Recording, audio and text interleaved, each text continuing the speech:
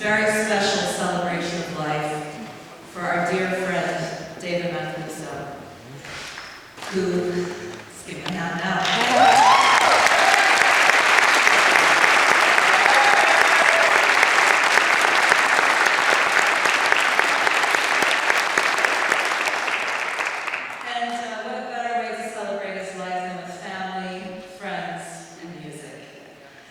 And first, I'd like to introduce our very first speaker, a dear friend of David's from 1975, a broadcaster for WLIB and WBLS, Mark Riley.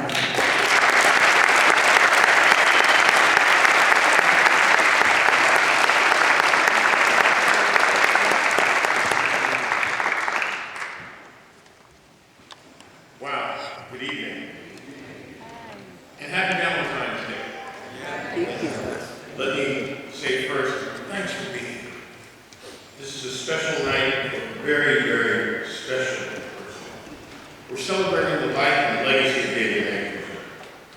And we're doing so on the 47th anniversary of his very first Love Saves the Day party, February 14th.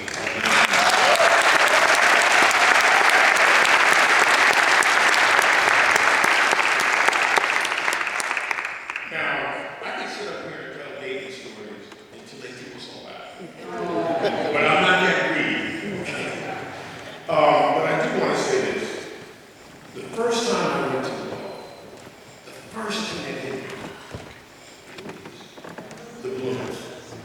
Because I people's loves by the time the first time I went to Loft. I was in my mid-20s, had a big afro, bad attitude, all that. And I had never been somewhere before where there was so many people. I mean, everywhere. And what I realized after a while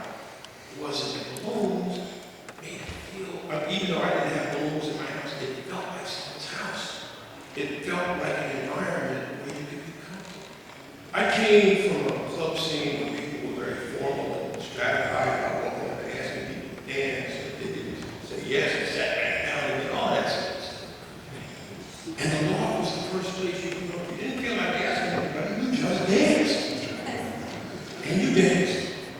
And you danced.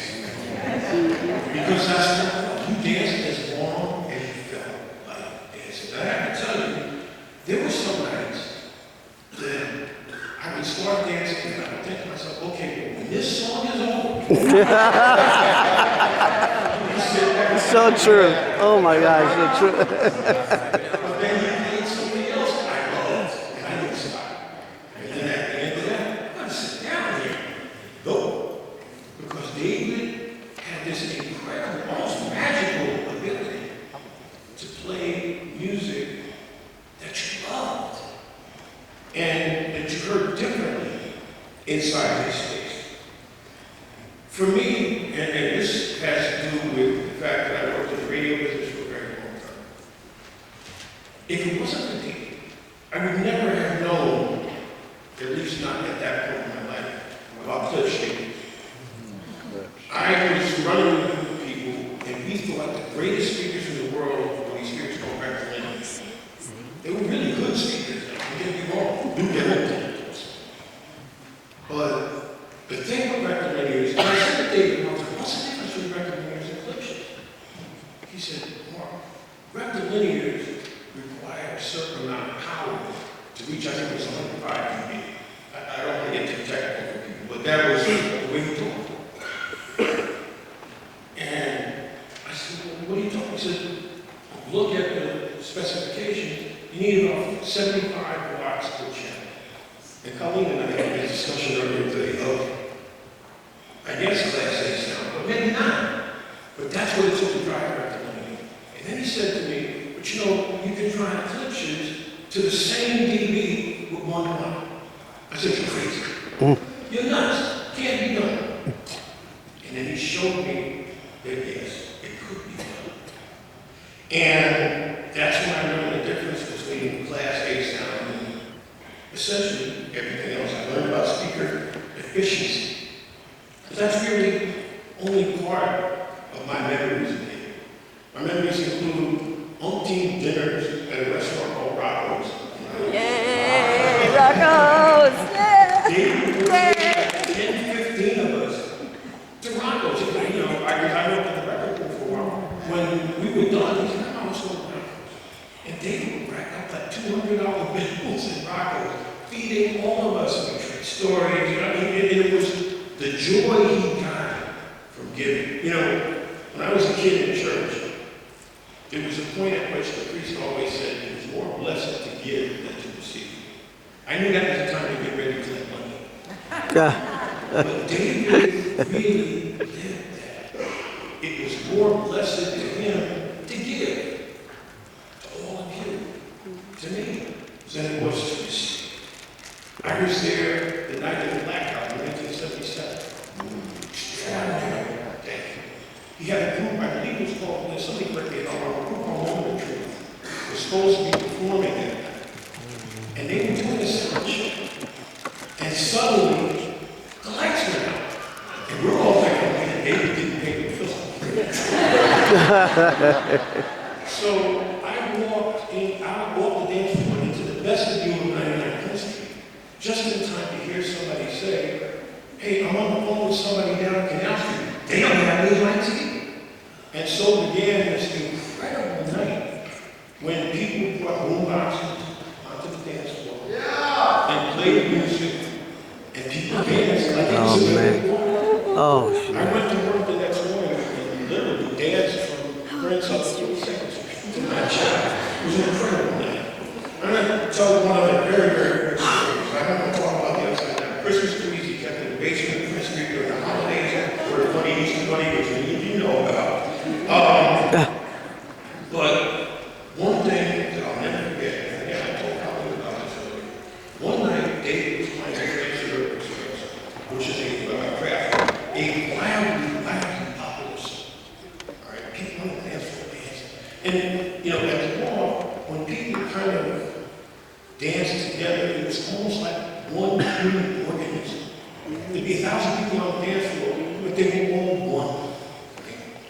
And David suddenly switched to love as a message.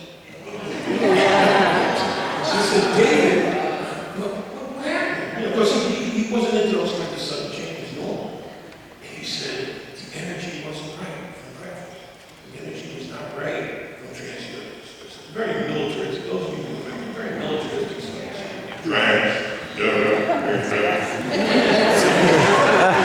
David always pushed love.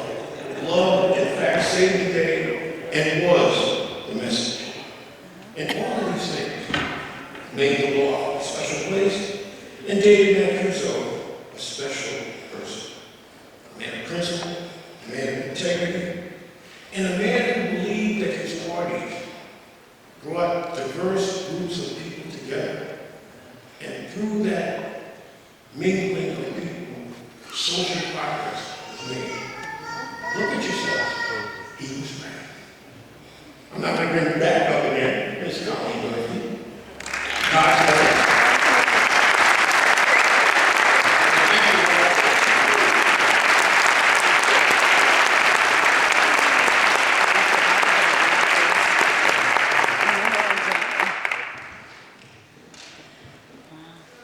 David Mancuso changed my life. He altered it irrevocably from the first time I set foot in his loft on East 3rd Street 25 years ago. And I believe he's changed the lives of every single person in this room. It may pertain to the kind of music you listen to, the friends you met at the parties, or the way in which you socialize. But more profoundly, he may have helped invigorate a freedom of self-expression and a more spiritual way of being in the world.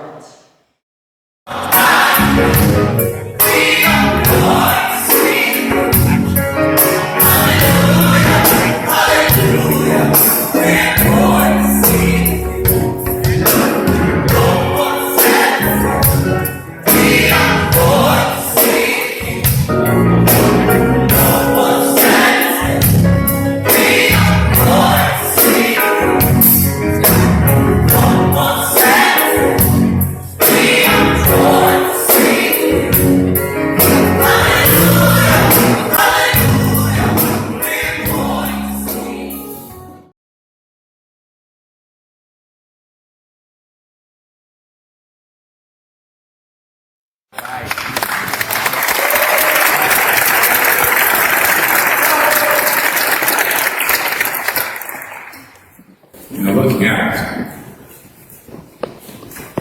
you guys are more kids than I started.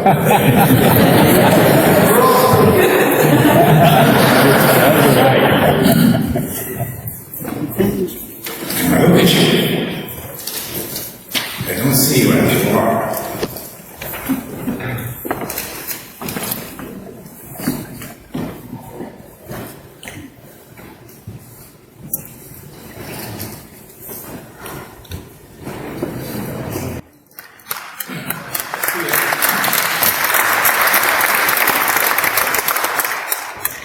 It was a different world 50 years ago. When I met David, it was a different world. 1965, the world was bad. You were all kids then. David and I met. I helped them a little bit with the system. I didn't really do very much. I was equipped with them. And that's how we met through a friend, mutual friend. So I had a little bit of trust with him to begin with. But that developed over time. And he had certain ideas that were different from most of my other clients. So we had to communicate very well. And the moment we started communicating, it was obvious to me that he was different. He was interested in, notice all these pictures, his head is always straight. It's never like this. It is straight. That's how he was. He was very straight, and in terms of communication, he knew what he wanted, he was going to learn, he didn't really argue, but he had strong ideas. When we reasoned together, I was able to help him with a system which he built himself, and he had some help. I guess a lot of you helped him, because I didn't help him. I just helped him intellectually, not really physically. Physically, he had a lot of people that helped him set these things up. But only later on did he get to lean on me a little more, and I just did obvious things. And there was never much business between us. It was much more personal. And then the party started, and somehow I got a little hooked. I didn't go to places to dance. I danced Latin music mostly, and I didn't. Rhythm and blues really wasn't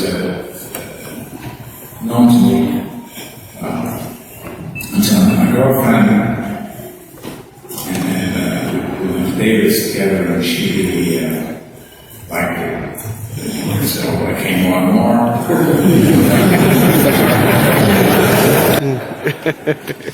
Now I'm married 45 years. All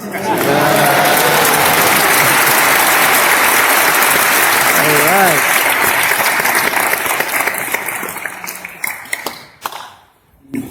No, there wasn't a time that David called me for all these years that he left a message on the machine. He didn't just say, see you or goodbye. He always said, please say hello to Tina. Always. Thinking of other people, not just, also when you spoke to him, the word I was never first. A lot of people, when you listen to them talking, every sentence begins with I, me, or mine. And that's I'll say, a symptom of uncontrolled ego. And David was in control. He really had a handle on it. Which made him, which helped with his harmony that he displayed with people. And the music he played at harmony is what keeps people together. So, believe me, I played a very small part in his sound system, which is there at the right time, the right place. He was the one that put it together. He was the one whose ideas and concepts and he was stubbornness. It was like a glue in him. And he just wanted what he wanted, and if you were willing to help him, fine. And if you weren't, no harm done. There was nobody in heaven yet. There was no repercussions. There was no, even when he was falling out, it wasn't a fight, it was just a backing away. Graceful backing away for a short while. Disagreement. And there was a technical disagreement, a philosophical disagreement, not about money. Eventually,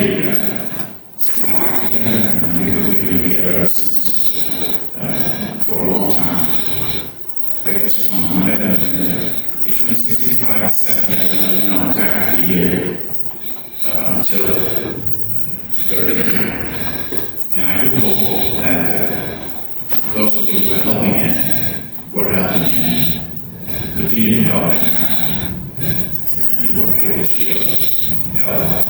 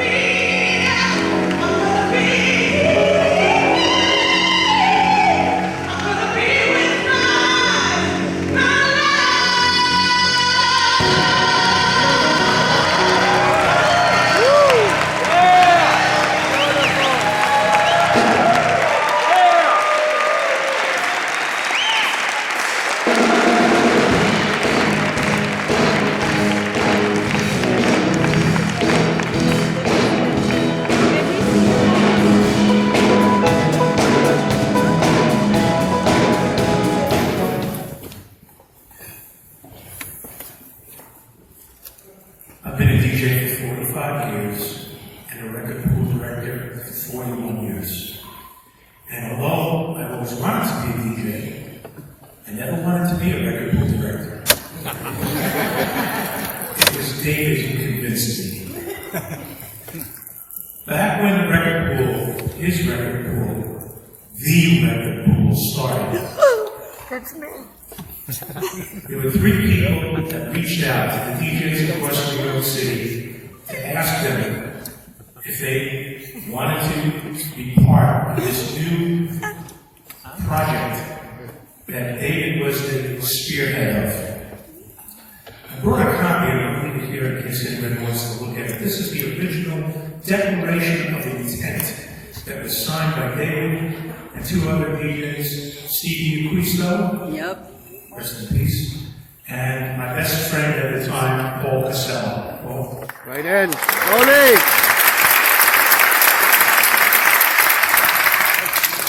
When I heard that this record pool was going to be started, I also found out that everybody that was being serviced by that record pool had to come and pick up their records each week, or else those records went to some other DJ.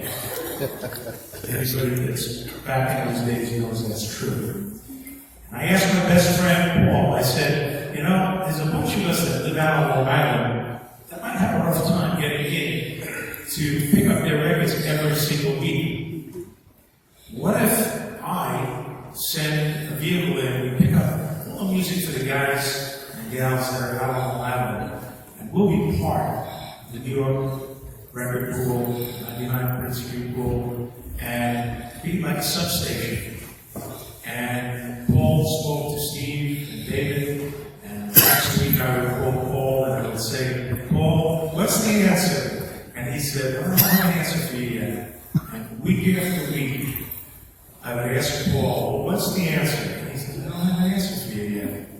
Finally, I got a call from David.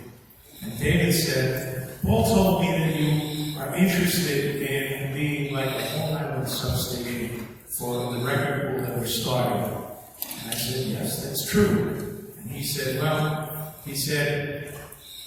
we're interested in just getting our own organization off the ground. It's kind of, a full-time project for us. We really can't have any satellite organizations that we have to be, concerned about. But he said, you did it the right way. You came to us and you asked us if you wanted to be part of what we're doing. So as long as you don't go after the DJs that we have here in New York, and we'll, be happy to have you start your own record pool in Long Island, and we'll do it with our blessing and good hope that we'll be able to run a good organization. And I really appreciated David giving me the inspiration to start the second record pool that was ever formed. But I want to point out to you that he was the forefront, the inspiration, the man that really led the process of record pools starting all over the United States. At one time, there were over 150 record pools in operation, distributing music to DJs from one side of the country to another.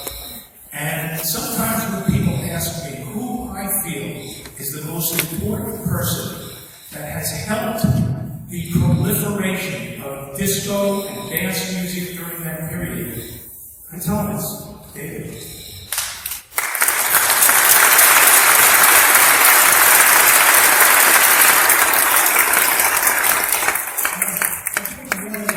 I'll be here before I step down. And I just wanted to let you know that when we had our 20th anniversary of our record pool celebration, I wanted it to be something special. And I explained the same story to all of the DJs that were being serviced by us on Long Island, but I asked Paul, Steve Mancuso, and David if they would come out and receive awards from us in thanks for helping spearhead what they did so we can continue what we did on Long Island. And this is the picture of our 20th anniversary party with David, Steve, and Paul. And I just have to say that David really is a groundbreaker for promoting music, not just here in New York, but across the country.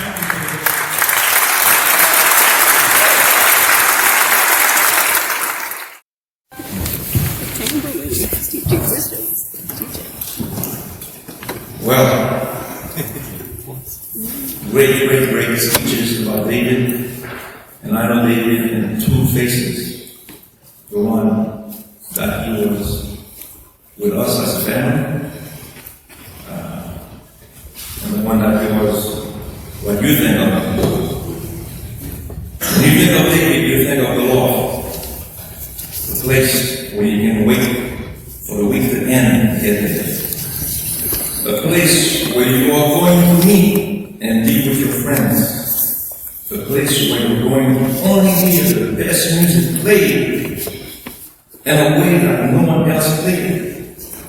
A place to go and release all your frustration and forget the problems for just a few hours.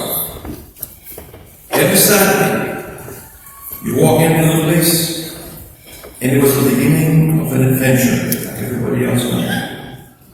You meet all kinds of people you would never meet anywhere else in the world. Straight, gay, whichever you go. And everybody was comfortable in the Lord. David made it that way. You hear the music you never heard before. Hear music, not on the radio. It's like walking into a different world. It's a circus, a fairy tale land, a wonderful, beautiful jungle. You are lost in it. You felt safe. No judgments, like a lot of you spoke about before. It didn't matter if you did not know the person next to you, like the gentleman said before. You were comfortable. The moment you walked in, it was midnight. You know what you did? You paid $9.99, and you got a penny back. And you started your trip with David. That's right.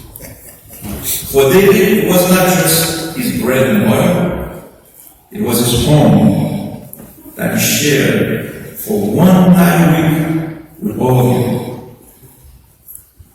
which made him so much more comfortable. He spent all week doing the things that just to get ready.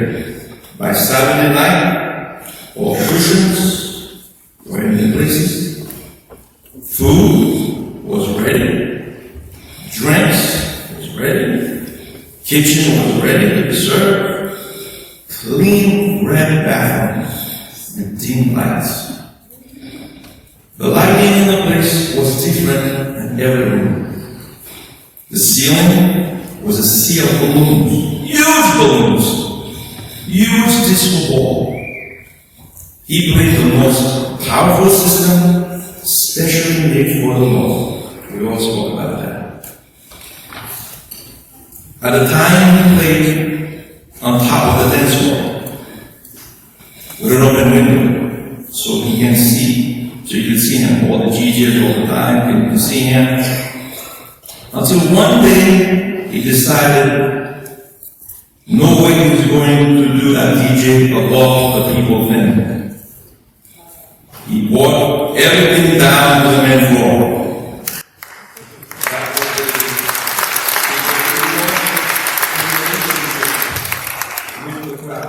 He wanted to feel the crowd. He wanted to feel everything, and that was his soul. That's David that you guys know.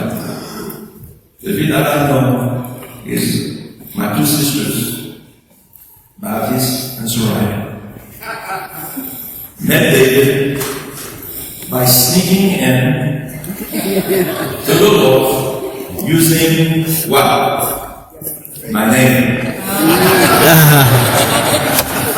One of my sisters, Baptiste, couldn't wait to get to the loft, so she took one of my records. And it was Captain Duke. I can't remember. The break. Was it? Yeah. The break.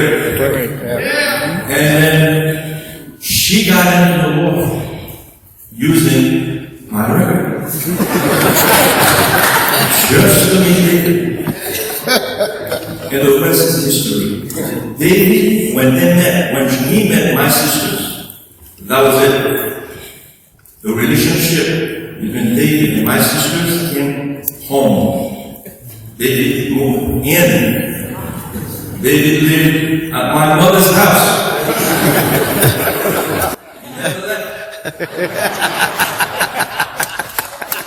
David still was part of my life as a brother, a friend. The day that we got together on the record pool deal, I was working on Roulette Records. I was just young, late 70s. He came up to me and says, I have an idea. Why all these people come into your office, you're the only one receiving all these DJs. You know, you're overwhelmed. Why don't they come to my place? I said, that's a good idea. That's a really good idea. Because my office, I couldn't do my work because I had like 130 guys in my office every day. So one day I decided to say, okay, you guys, one day a week, Thursday, I want everybody to meet me on Thursday. And so therefore, the beginning of the record pool idea came from David. Like Jackie was saying, like all of you know, he inspired that phenomenon. He made me a better promoter. I became a producer. I became a songwriter. I owned many labels, made a lot of hits, created a lot of situations, made a lot of friends. I mean, I got friends here for over 40 years that I'm meeting. And it's through him right now that I'm here and saying thank you. Thank you to David. And thank you guys for giving me a wonderful 40 years in the music business. And really, I appreciate that. Thank you.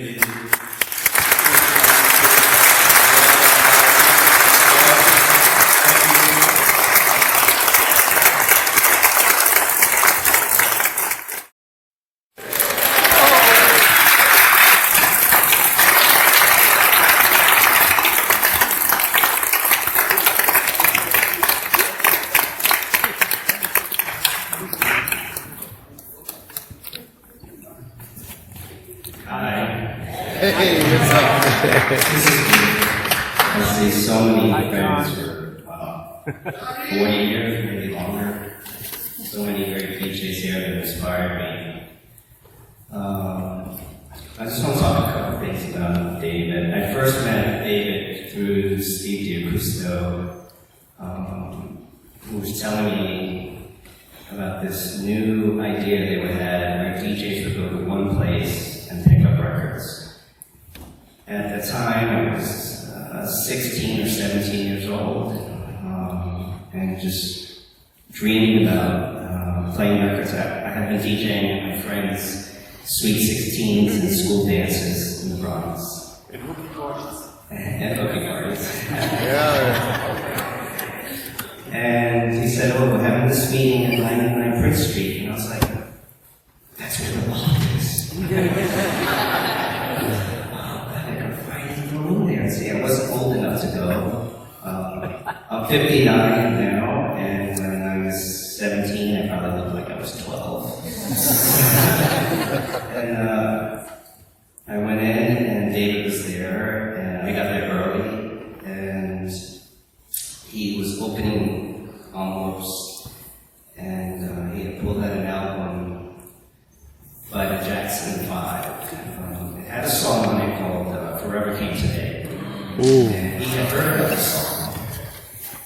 was so excited he wanted to get up and listen to it. So I went with him to the DJ booth and he put it on. And I was like, I never heard this. This is amazing. And I had older friends that had gone to the Loft, and they would tell me about these songs, and I would go try to find them. And then I found out that they were an import. I was like, what's an import? And when I finally came to stores in Manhattan, and I'd ask for something, it said, oh, that's in the gospel section. Or that's in the rock section. Or that's in the jazz section. And I really wanted to hear David play, so I finally got to go. And, was really just blown away by the magic, the diversity, all the love in the room, and the love that they have for him. I went on and was a DJ for a very long time. And sometime around 1985, I stopped DJing and was pursuing working on film and television, making records. And I hadn't played records for 15 plus years when I ran into David on a boat ride. I went to an industry function and went on this boat, and there were 300-400 people on there, and after about half an hour of listening to what is now called EDM, it was difficult, so I went downstairs. Much smaller room, and there was a DJ playing records, but he was playing very soulful, and that touched me, and there was only one person in the room. It was David. Just standing on the dance floor, tapping his foot, nodding his head while the DJ was playing his records. So I went over and said hello, and we sat down and talked for about 2 hours, and he said, why aren't you DJing? And I said, well, I'm doing all these other things, I'm married, I have kids. And he's like, why aren't you DJing? And I was like, well, I haven't. I don't even know where to start. So I told him that I recently built this place called the Union Square Ballroom, which was where the Mark Ballroom was.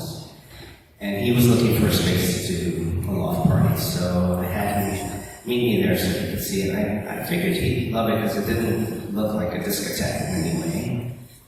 And we walked in and looked around, and he said, yeah, I just want to hang out here for a little bit and see and feel the room. I was like, okay. So I said, do you want anything? He said, oh, I just want a glass of water. So I went to get a glass of water. When I came back, he was sitting in the dark in the middle of the dance floor. And I brought him the water, and he was like, yeah, put it there. I said, I'm just going to be here for a little bit. He was like, okay. So I went back upstairs. I came back like 20 minutes later. He was still there. I came back an hour later. He was still there.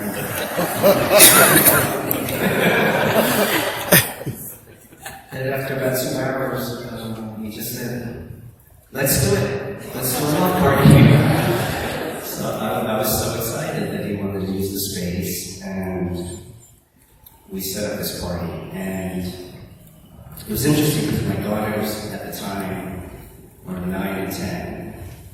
And I said, I'm going to go listen to David Mancuso DJ this afternoon. And he was like, is it a birthday party? No. At that age, they were only going to birthday. They didn't go to a party just to dance and have a good time. It was always some reason. And they were like, well, how are we going to get in? I said, don't worry, this kid's there, and they'll let me come. And they came, and at first, they really didn't know what to make of it. And my youngest daughter said, I thought you said it wasn't a birthday party. And I said, well, maybe someone's birthday, but it's not a birthday party. But look at all the balloons. And I was like, yeah, that's part of it. Anyway, about an hour and a half in, they said, we love this lady here. And I'm like, what? And it turned out to be Josie.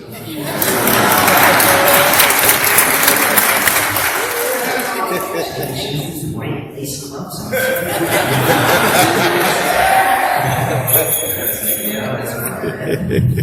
Anyways, I lost them for about a half an hour, and then I found them in the middle of the dance floor, dancing and sweating and having a great time.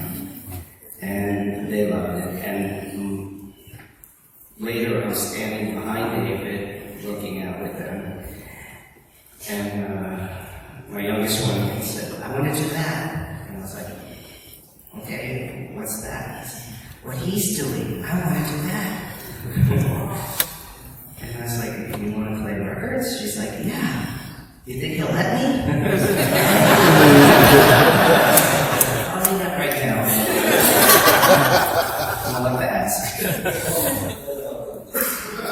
It was amazing that just going back to the Loft in that space and watching David and listening. I wanted to start teaching, and then David, we did a couple of parties, and then he decided that he was going to have me be a guest DJ at a Loft party at the ballroom.